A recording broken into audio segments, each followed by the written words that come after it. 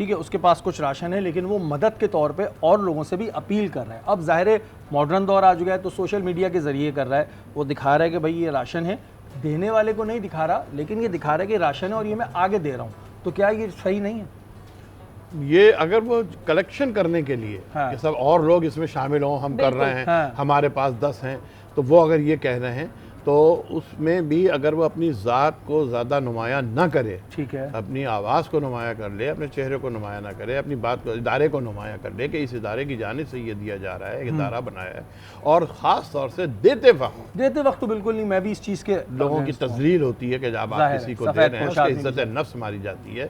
تو آپ ادارے کے طور پر اگر کر رہے ہیں تو آپ کہیں کہ صاحب یہ ادارہ ہے، یہ کر رہا ہے اور آپ لوگ اس میں آئیے اور تعاون کیجئے اور ہم اس کو تفصیل کر رہے ہیں. ہمارے یہاں یہ بھی ایک بات میں کہتا چلوں، میں ابھی اندر بھی کہہ رہا تھا باہر بیٹھے ہوئے، یہ اول تو یہ جو سلسلہ ہمارے یہاں فری کھانا اور یہ چلا ہے نا ہر طرف اداروں کی طرف سے، میں اس کو غلط سمجھتا ہوں. میں ذاتی طور پر غلط سمجھتا ہوں، ذاتی رائے ہے، میری ذاتی رائے. میں کہتا ہوں آپ اس طرح سے لوگوں کو بھک منگا بنا رہے ہیں، آپ لوگوں کو فقیر بنا رہے ہیں، لیکن آپ مکمل کر لوں، آپ لوگوں کی انا ختم کر رہے ہیں، آپ لوگوں کو ان کی محنت سے ختم کر رہے ہیں. ہماری ایک بڑے بچپن سے ایک مثال دی جاتی تھی کہ مچھلی کھلاؤ نہیں، مچھلی پکڑنا سکھاؤ. ٹھیک ہے، مجھے بتا دیں اس پورے شہر میں کتنے لوگوں کو کاروبار کرا کے دیا جا رہا ہے؟ خود حکومت بھی نہیں کرا رہی. دنیا کی ترقی یافتہ جو آپ یہ مڈل کلاس کنٹریز ہیں نا جو کہلاتی ہیں، میں نام کیا لوں ان سے، آپ جا کے دیکھیں وہاں پر کاٹیج انڈسٹری بنا کے دی جاتی ہے تاکہ ہر آدمی خود اپنی محنت کرے اور اپنا کمائے. اس سے ملک کی، یہ آپ کے تائیوان، یہ آپ کے جاپان، کوریا، یہ سارے کنٹریز میں آپ کو یہی ملے گا جا کے کہ وہ ہوم کاٹیج انڈسٹری کو پروموشن کرتے ہیں تاکہ وہ اگر بہت زیادہ باہر نہیں بھاگ دوڑ سکتا، یہ نہیں کر سکتا، وہ گھر میں بیٹھ کے چیز بنائے. اس چیز کو گورنمنٹ پروموٹ کرتی ہے، لے جا کے بیچتی ہے، یا ان کو مواقع فراہم کرتی ہے. پورے پاکستان میں مجھے بتا دیجئے کون سا ادارہ یا خود حکومت یہ کام کر رہا ہے؟ اچھا، اب جیسے کہ راما صاحب نے کہا کہ کھانا کھلانے کو یہ اپنے ادارے، انہوں نے اپنی ذاتی رائے دی ہے. ہم نے سنا ہے، اب آپ اس کو مجھے کلیئر کیجئے گا، کہ رسول پاک صلی اللہ علیہ وآلہ وسلم کو سب سے پسندیدہ عمل کھانا کھلانا لگتا تھا. کیا یہ بات صحیح ہے؟ بسم اللہ الرحمن الرحیم. دیکھیں ڈائریکشنز جو ہے نا وہ نبی علیہ السلام اپنی ذات سے اور اپنے مال سے لوگوں کو کھلایا کرتے تھے. یہ حقیقت ہے.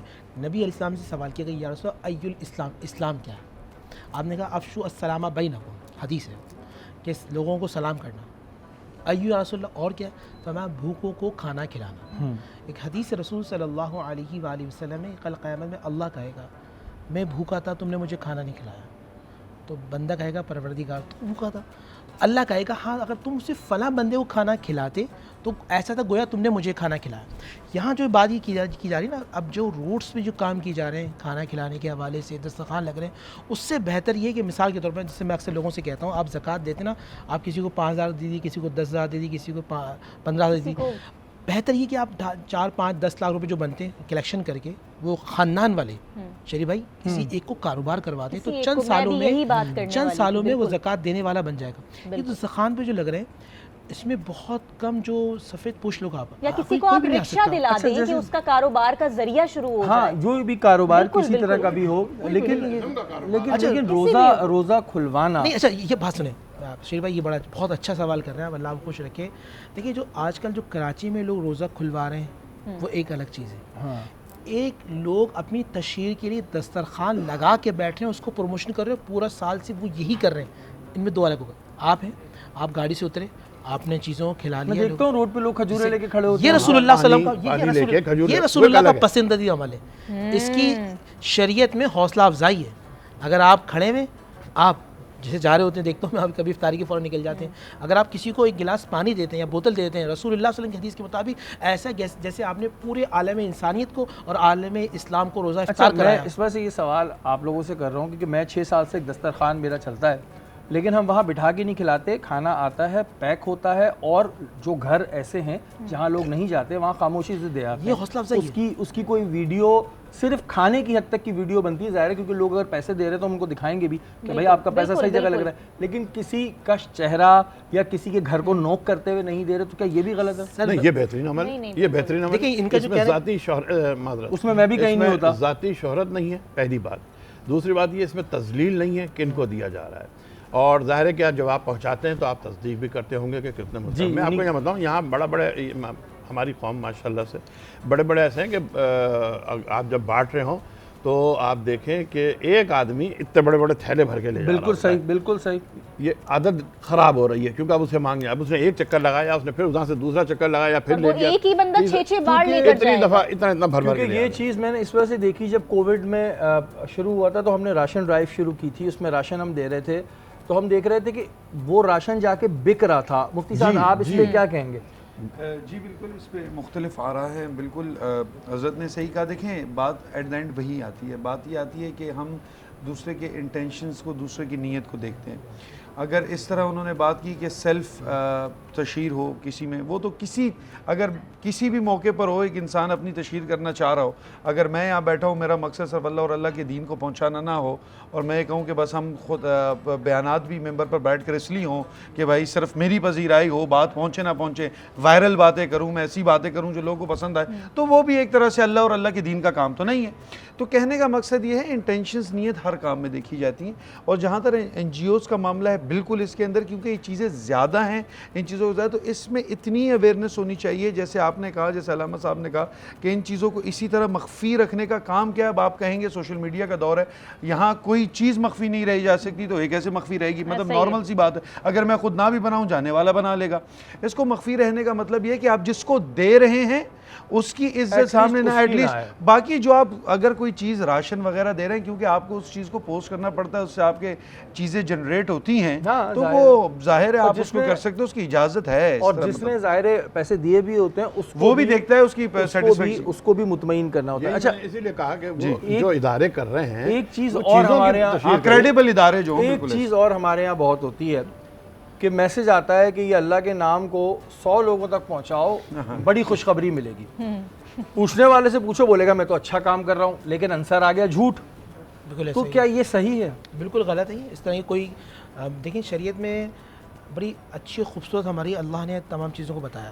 اللہ کے کلام کو آگے پھیلانا اس نیت کے ساتھ کہ لوگوں کی ترغیب و اللہ کی قریب آئیں، وہ جائز ہے. رسول اللہ صلی اللہ علیہ وسلم کی احادیث اب وہ صحیح ہے یا نہیں یہ علماء تحقیق کریں گے.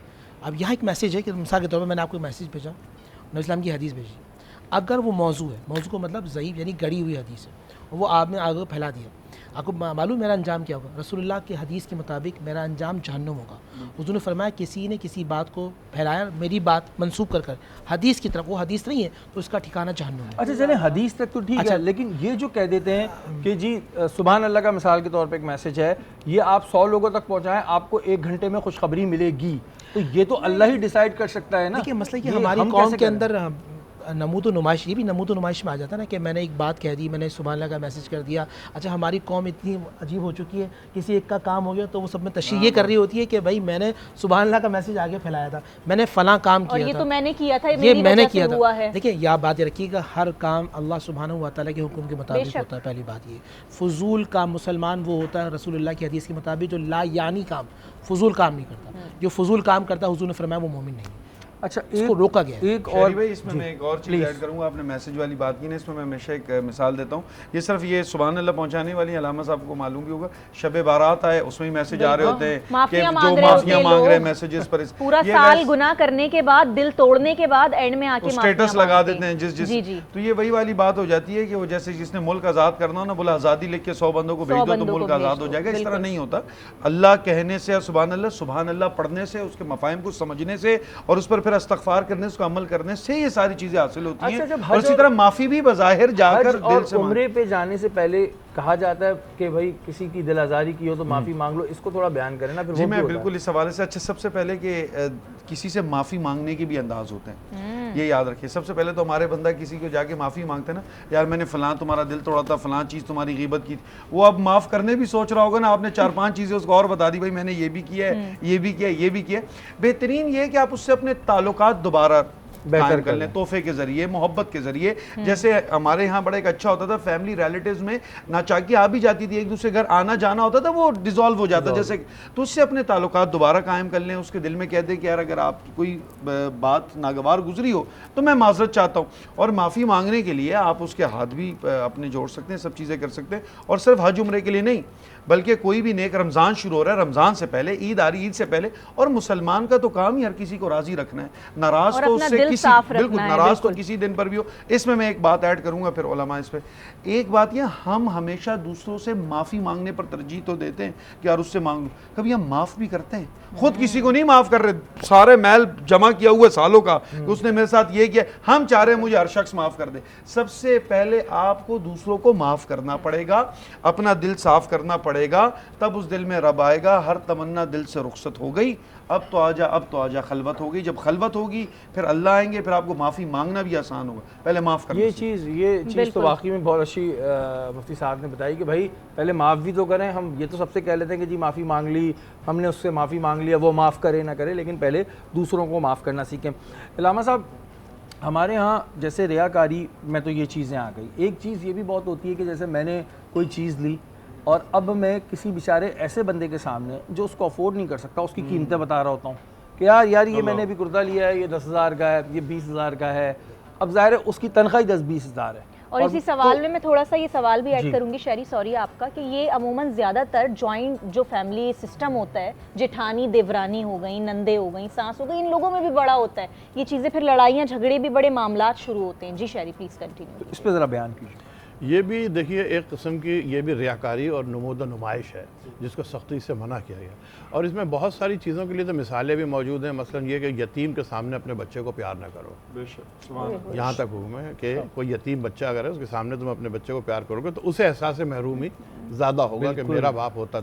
تو یہ ایک بات کو مثال بنا کے پیش کر دیا گیا، یہ اس کا اطلاق ہر چیز پر ہوتا ہے کہ آپ اپنے لباس کے سلسلے میں، اپنے گھر کے سلسلے میں، اپنی غذا کے سلسلے میں، اپنی کثرت کے سلسلے میں، اپنی گاڑی کے سلسلے میں کسی کے اوپر دکھا کے کہ صاحب یہ میں نے دیے اور اتنا یہ ہے وہ ہے۔ آپ سادگی کو اپنائیں، سادگی کو اپنائیں گے تو بہت سارے آپ کے مسائل حل ہو جائیں گے۔ اور یہ جو کمپیریزن ہمارے یہاں ہے، ہم لوگ یہ نہیں سوچتے اصل میں کہ فلاں نے اگر گاڑی لی ہے تو اس کے سرکمسٹانسز الگ ہیں، جی میرے سرکمسٹانسز الگ ہیں۔ جیسے ابھی گھر کی بات کر رہی تھی دیورانی جیٹھانی میں بھی، تو ظاہر ہے کہ دیور کی اگر تنخواہ الگ ہے، جیٹھ کی تنخواہ الگ ہے، تو یہ سرکمسٹانسز بھی سوچنے چاہیے۔ دیور کے اگر 6 بچے ہیں اور جیٹھ کے 2 بچے ہیں تو وہ ظاہر کہ زیادہ افورڈ کر سکتا ہے، یہ کم اپنے عیش کر سکتا ہے، اس کے پیچھے محنت بھی ہوتی ہے، اس کی محنت بھی ہے، اس کی قسمت بھی ہے، بہت ساری چیزیں ہیں۔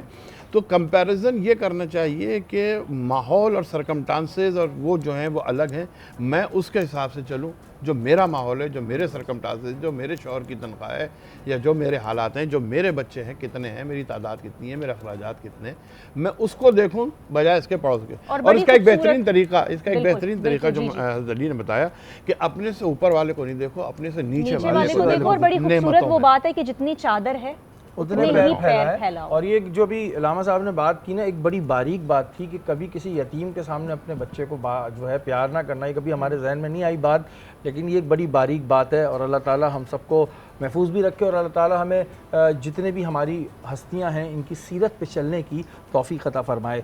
نور بھائی دعا کی جانب بڑھیں گے۔